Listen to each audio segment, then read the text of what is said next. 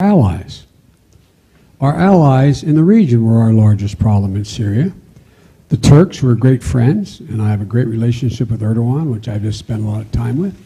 The Saudis, the Emiratis, etc. What were they doing? They were so determined to take down Assad and essentially have a proxy Sunni-Shia war. What did they do?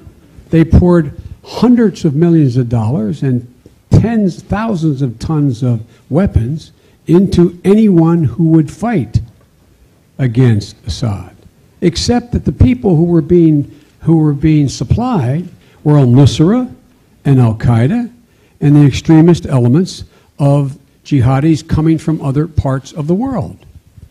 Now you think I'm exaggerating? Take a look. Where did all of this go?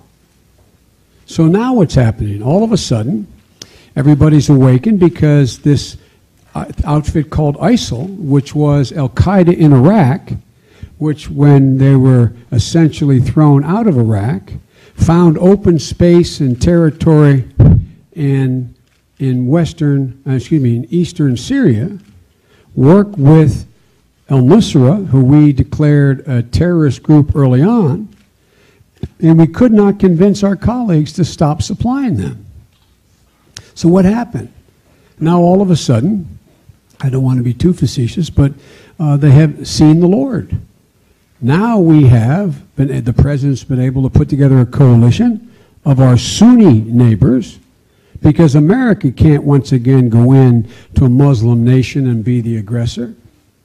It has to be led by Sunnis to go and attack a Sunni organization. And so what do we have for the first time? Now Saudi Arabia has stopped the funding going in. Saudi Arabia is allowing training on its soil of American forces under Title X open training. The Qataris have cut off their support for the most extreme elements of the terrorist organizations. And the Turks, President Erdogan told me, he's an old friend, said, "You were right, we let too many people through. Now they're trying to seal their border."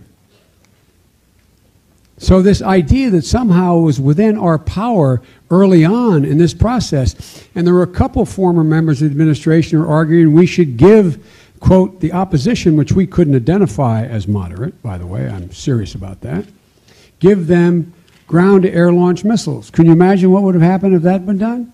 Does anybody doubt they would have been in the hands of al-Nusra or al-Qaeda or Khorasan Group or ISIL?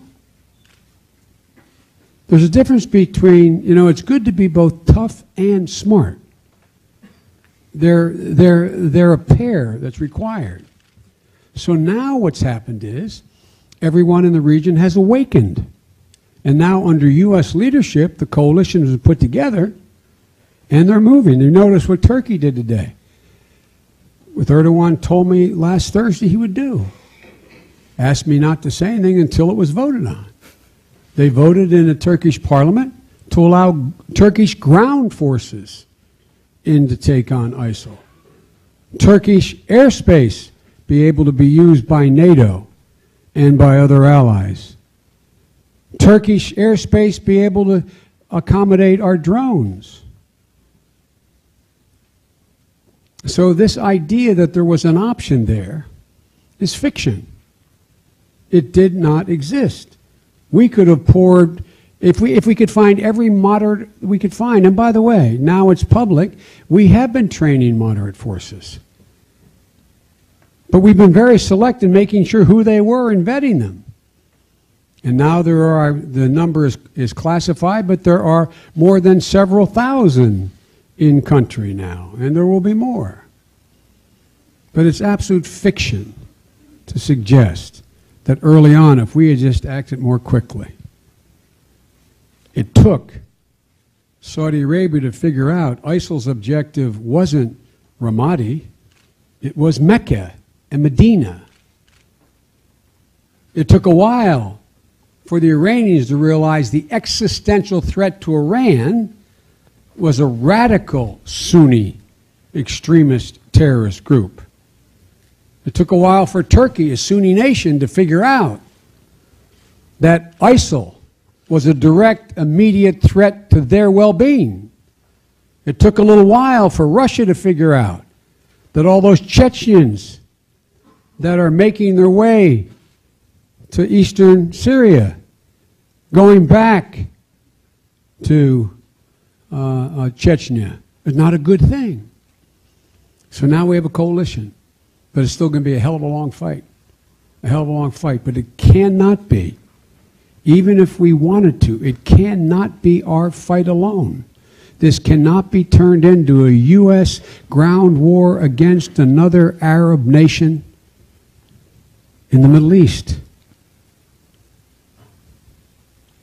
Hope that answers the question.